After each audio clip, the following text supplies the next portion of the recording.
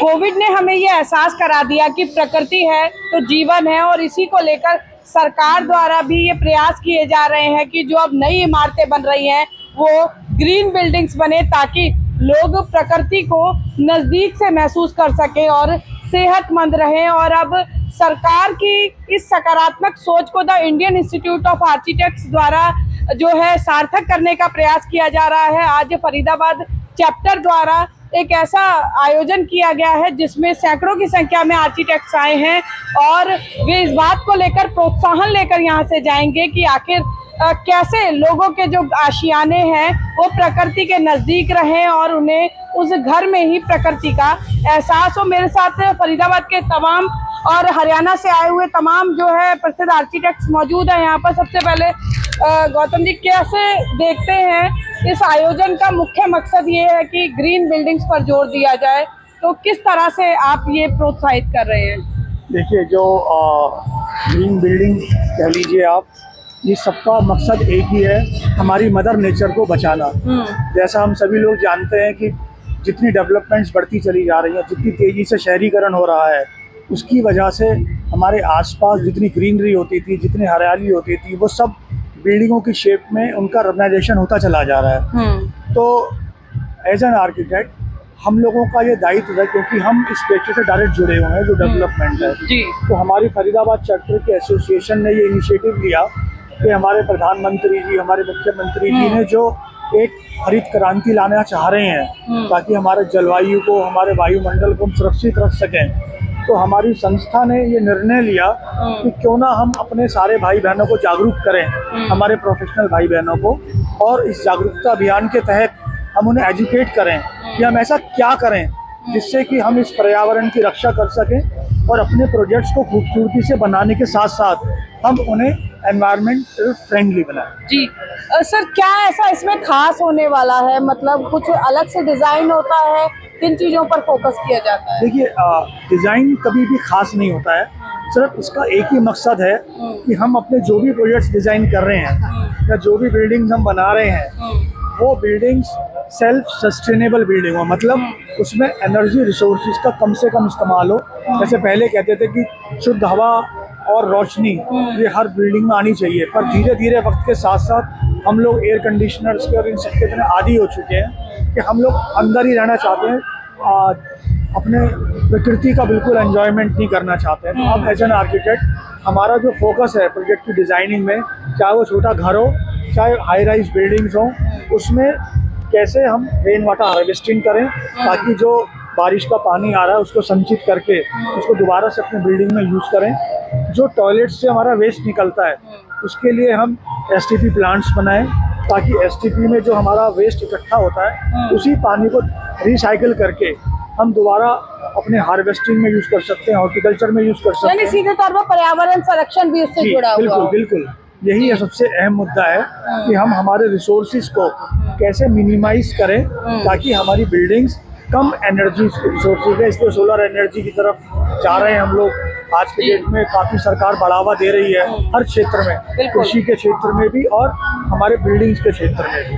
बिल्कुल, यानी सरकार लगातार प्रोत्साहित कर रही है। रवि सिंगला जी, आप फरीदाबाद से बहुत अच्छे से परिचित हैं, और फरीदाबाद अनफॉर्चुनेटली उन जिलों में आता है जो पोल्यूशन को लेकर हमेशा जो है निशाने पर रहते हैं। एनसीआर में खासकर फरीदाबाद का नंबर आता है। तो आज के समय को, इस सिनेरियो को देखते हुए ग्रीन बिल्डिंग्स जो आर्किटेक्ट्स के लिए आपने ये कार्यक्रम आयोजित किया है, कितना कारगर होगा और बढ़ते पॉल्यूशन को रोकने में ये कैसे सहायक होगा? देखिए, आज हमने जो प्रोग्राम रखा है इसमें हमने इसी बात के ऊपर बहुत बड़ी चर्चा का विषय रखा। जो बहुत हमारे पैनलिस्ट आए हुए हैं, स्पेशलिस्ट आए हुए हैं, वो अपना जितने भी उनके बिल्डिंग बनाई जा रही है या उनके जो एक्सपीरियंस है उनसे हम शेयर कर रहे हैं उनके साथ।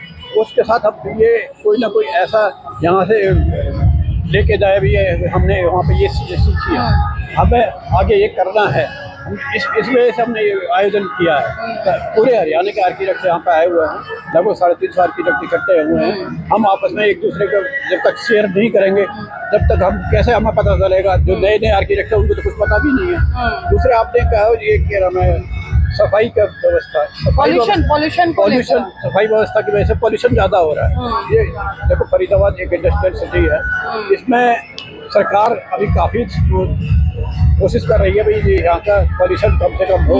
औद्योगिक होने की वजह से जो पुरानी चीजें हैं अब वो उनको जितनी जल्दी बदलना बड़ा मुश्किल होता है।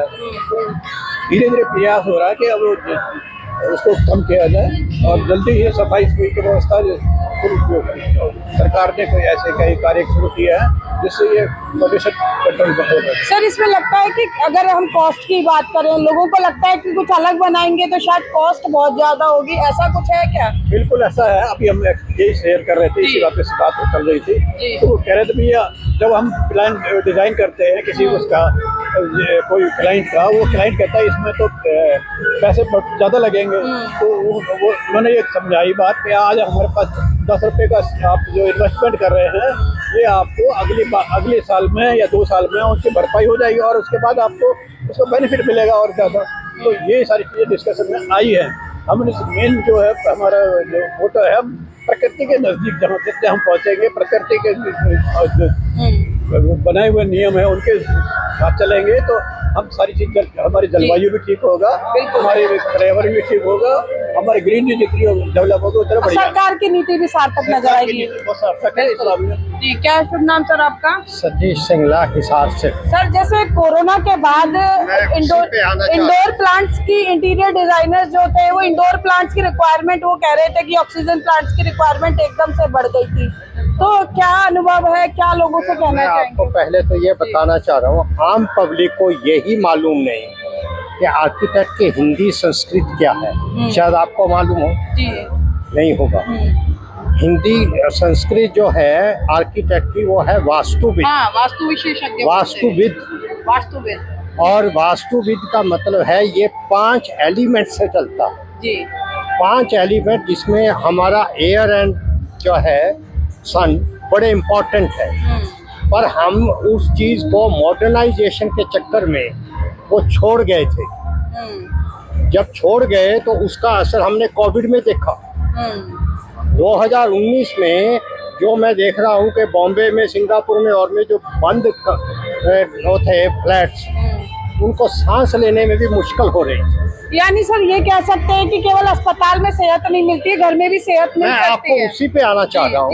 थोड़ा संक्षिप्त में। हाँ जी, मैं उसी पे बताना चाह रहा हूँ कि वास्तु का जो मतलब है कि जो 5 एलिमेंट है, इंसान 5 एलिमेंट से पैदा हुआ है, 5 एलिमेंट में रहना है और 5 एलिमेंट में जाना है। जब वो रहना है वो उसका घर है, और घर में जो है वो 5 एलिमेंट बराबर मिलते रहने चाहिए। यही आर्किटेक्चर है, पर हम मॉडर्नाइजेशन के नाम से उसको छोड़ गए।